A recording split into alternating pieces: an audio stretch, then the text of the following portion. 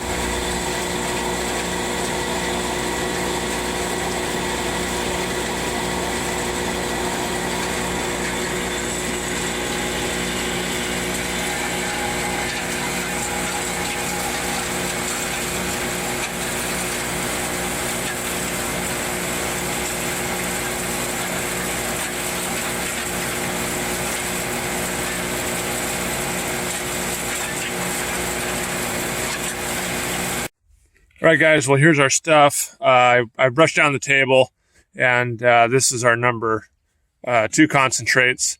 There wasn't a whole lot of stuff going on the table, as expected. It's pretty well leached. There's not a lot of sulfides in this stuff. Here's our number 1. There's a little bit of gold. Let's get this panned out and see what we got for values. And then we'll get it melted down and into a button. And okay, here's our number 1. I got it in a pan here. We'll pan it down, see what we got for gold, and I'll show you the results here in a minute. But you can see down here in the bottom, when I brushed down the table, I got some quartz in there. Not a big deal. That stuff was, like I said, didn't have a whole lot of black sand in it or sulfides, so we got a little bit of quartz in there. We'll get it panned down and see what we got. Okay, well, I got it panned down. There's some gold in there. Some of those bigger pieces, I think, are copper. But there's a little bit of gold in there. So we'll get it sucked out. I'll show you how I get it sucked out and dried out into a little towel, and then we'll get it in the furnace and melt it down into a button and get it refined. All right, well, here's my very unscientific method about how I do this. I got my gold pretty much clean. I'm going to suck it out of here with this snuffer bottle. And then I'm going to take the straw out of the snuffer bottle and filter the water out through the shop towel and get most of our gold in that shop towel as clean as I can get it out of here, in here. And then I'll snip that off and we'll have a little pouch of our gold, and we'll put it in our furnace, and I'll show you how I refine it.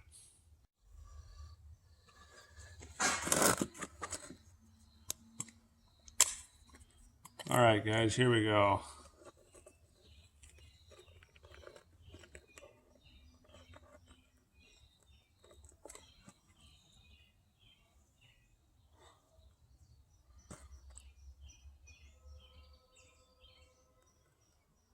So I'm just sucking up the gold off the bottom of the pan.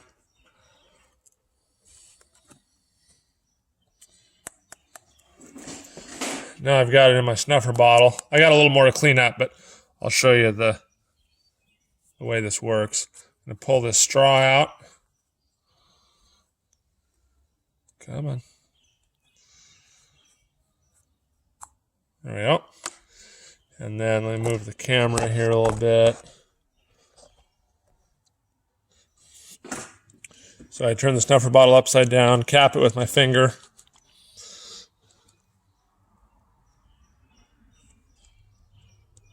And then I just get as much gold out as I can down the bottom there.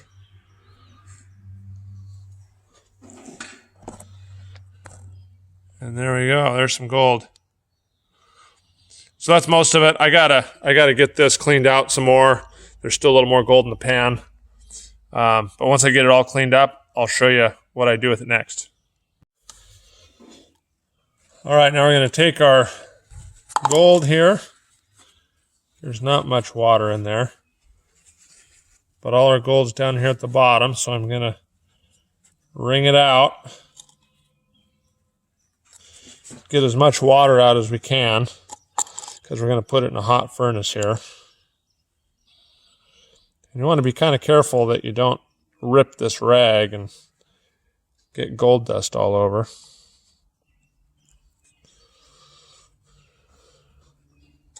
These blue shop towels work the best for this. In one of my earlier videos, I tried it with toilet paper and the toilet paper ripped. So I'm on to these little blue shop towels now. So then I'll just take it with some scissors. I'll nip that off and I'll put it in a cupel in our furnace, and I'll show you how that works. All right, guys, so this is called a cupel. And this is going to help us refine our gold. This little cup is impervious to metals, but it will absorb metal oxides like a sponge. And the way you do this is you put this in a furnace, get it up to about 1750 or 1800 degrees Fahrenheit. You melt the gold. In the past, I've used lead, so I put some lead in there. And as the lead gets up to temperature and starts to oxidize and those oxides become fluid, they absorb into the cupel, taking with them any iron, copper, whatever with it. But lead's pretty nasty stuff. And so I've got another metal here I'm going to try today. This is bismuth. And it has very similar properties to lead, same melting point. The oxides melt about the same temperature, but it's not nearly as harmful to humans. And so I'm going to take a little chunk of this, and I'll show you here. Let's see if I can get a piece out. It doesn't need to be very much. Like even that's probably too big. But I'll take this, I'll put it in the furnace. I'm going to get the cupel hot first, because if you put the cupel in cold with this, there's a little bit of moisture in here and it tends to pop out the bismuth or the lead and your gold, and it'll splatter little beads all over the furnace. But I've got some cupels in the furnace heating up. I'm just using this for demonstration. I'm going to take our little thing here with tongs. I'm going to put it in the hot cupel, let the shop towel burn off, and then I'm going to add some bismuth to it. The bismuth is going to melt, oxidize all of the base metals, and when the bismuth is completely oxidized, we'll be left with our little gold button. All right, guys, I've got our cupel in there. You can see down here the temperature is 1530 Fahrenheit or so. And so what that's plenty hot enough to dry out our cupels. So I'm going to open this up, place our little shop towel thing in there. There it is. So right now, let me take off my glove, get it focused here. Right now, it's drying out. It's going to burn that shop towel up. And then I've got our little piece of bismuth here I'm going to put in there. But I want to let that burn up as much as I can first. And then there it goes, flame on. So let me come back to that in about a minute, and we'll put the bismuth in it. All right, guys, let me open her up here. I got my bismuth. I don't know if you're able to see this. There's our ash in there. And place our bismuth right on top. Let's see if we can watch it as it melts. Come on, focus. There we go. So our bismuth has that little pool of silver metal on the left-hand side there. And as that warms up and keeps getting hot, the bismuth will essentially alloy with the gold, and then it will start to oxidize away the base metals. So we'll check back on her here in a couple minutes and see what she looks like. All right, guys, let's have a little peek here at what we got. It's been in for a couple minutes, but let's see what we got. So there's our pool of bismuth. There's that little lump in there. That's probably some black sand or some sulfides that haven't quite got oxidized yet. But as that works, as the bismuth oxidizes, it'll oxidize all that lump of stuff, and any precious metals it'll pull into the puddle. So we'll check back here in a couple of minutes and see if that lump's gone. And once that bismuth is all oxidized into the cupel, we should have a nice, pretty gold precious metal button there in the bottom of that cupel. All right, guys, well, let's check on our progress here.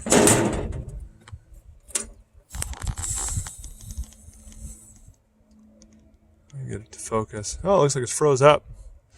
I'll pull it out of there, see what it looks like. And we may need to add a little bit more bismuth because it doesn't look like that shiny gold button that I'm used to seeing.